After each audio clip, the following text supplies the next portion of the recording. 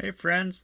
I wanted to address the issue of reasons to get your medication review on a regular basis.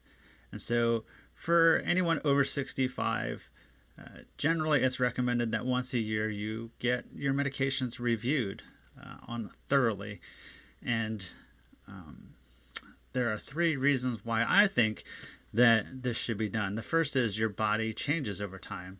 And so I do a webinar on the changes that your body undergoes with time and how that affects how it handles and responds to medications. And it's clear that there are certain things that change over time. For example, the most common one would be that your kidneys are less efficient over decades of time with age. And so your kidney function is not going to be the same in its 80s as it was in its 60s, as it was in its 40s. And there are a significant number of medications that your body uses the kidneys to get rid of that medication out of your system. And so as the efficiency gets less, or as the efficiency drops, then so does your medication levels sometimes go up. And so you might see bigger effects from the similar doses over time because of that. So our bodies change, and the more chronic illnesses we have, the more frequently they are to change or not be able to respond to stresses that perhaps it did in the past. The second reason is evidence changes. So I remember that there was a medication called rofecoxib, which is a pain medicine, much like a super ibuprofen. And the greatest thing about it was that people didn't have stomach bleeds like they do with the typical ibuprofens at higher doses. And so everybody was really excited about it, and it was brand new when I was in school. And before long, only a couple years really, they found out that even though you had less stomach bleeds, you had more heart attacks. And so it was quickly taken off the market soon after it got to the market. So while it solved one problem, it seemed to cause another. And we found that out because it was continued to be studied even after it was brought to market.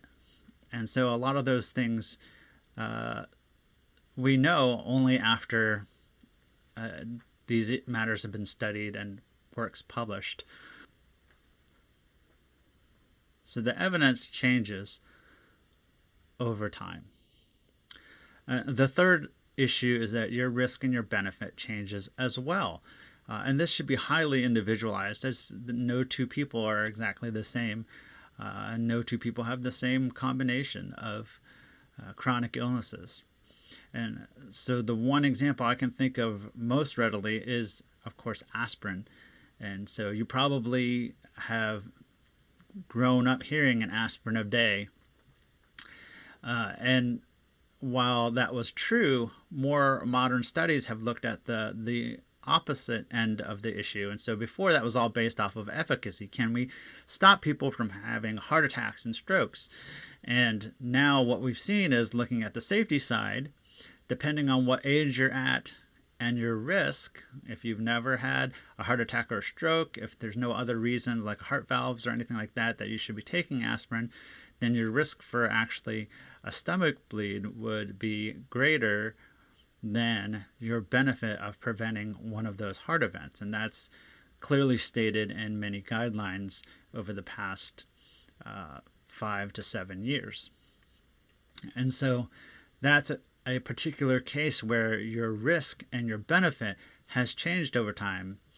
And so because of that, that's another reason to have your medications reviewed.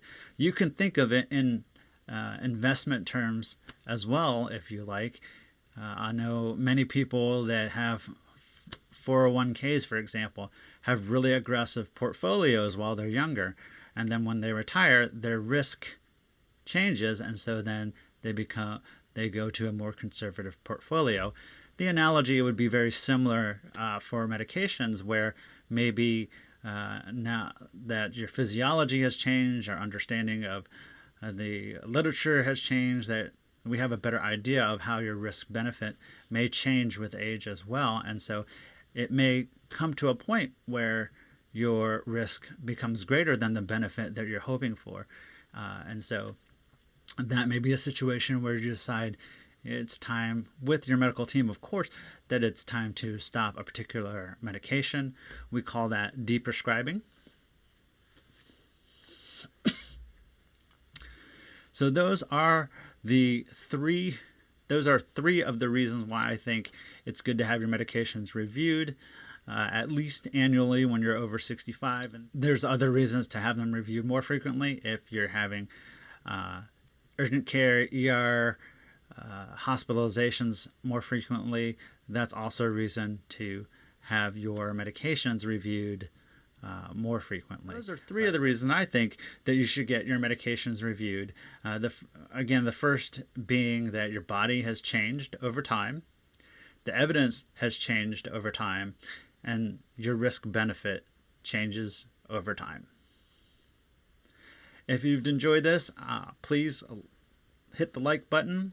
If you want to see more, hit subscribe, and definitely feel free to send comments and share with others.